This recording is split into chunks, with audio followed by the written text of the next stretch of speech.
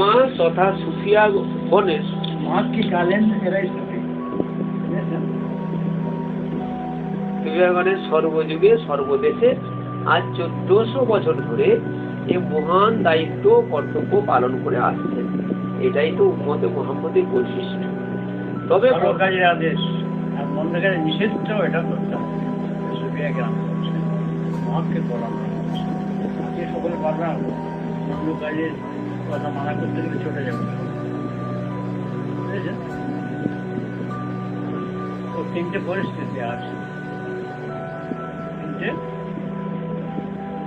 একটা হলো যেখানে শক্তি সামর্থ্য আছে, বলতে পারবে ক্ষতি আবার সেখানে বলতে আশঙ্কা আছে, সেখানে বলা যাবে না।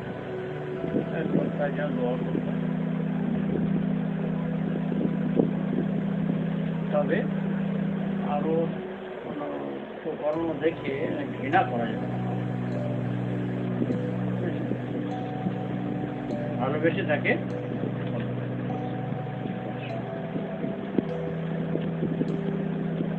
তবে বর্তমানে তবলিগি জামাতের প্রতিষ্ঠাতা হযরত মাওলানা ইলিয়াস রহমাতুল্লাহ আলাইহি এই আমর বিল মারুফ ও নহি আনিল মুনকার এর নতুন পদ্ধতির প্রবর্তন করেছেন, যাতে আজ জনসাধারণ বিশেষভাবে উপকৃত হয়েছে।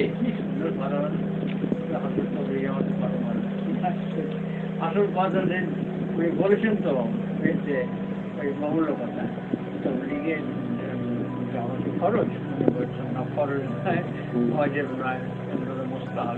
এই এখানে চলে গেছিলাম, এখানে কথা একটুখানি যেমন হযরত মাওলানা আশরাফ আলী থানভী রহমাতুল্লাহ আলাইহি এই যুগের মুজাদ্দিদ ছিলেন, তেমনি হযরত মাওলানা ইলিয়াস রহমাতুল্লাহ আলাইহি এই যুগের মুজাদ্দিদ। একই যুগে যেমন একাধিক নবীর অস্তিত্ব পাওয়া যায়, তেমনি এই দুই আলিমও একই যুগের মুজাদ্দিদ, এটা নিঃসংকোচে স্বীকার করতে হয়। হযরত মাওলানা ইলিয়াস রহমাতুল্লাহ আলাইহির মালফুজা এর মধ্যে দেখেছি, তিনি বলেন, তোমরা যদি ভাবো আমরা তো বেতলব বান্দাদের কাছে দাওয়াত পৌঁছাতে পারছি না, মহল্লায় মহল্লায় বাড়িতে বাড়িতে ঘুরে লোককে আল্লাহর দিকে আহ্বান করতে পারছি না, তবে যারা এই কাজ করছেন তারাই ভালোই করছে, তারা আমাদের কাছে হালকা করে দিচ্ছেন, তাহলে এটাই তোমাদের ইখলাস। আর যদি ভাবো একমাত্র তোমরাই দিনের দাওয়াতের কাজ করছো এবং এটাই একমাত্র পথ, অন্যেরা যা কিছু করছেন সব ভুল, তাহলে তোমাদের ইখলাস নেই।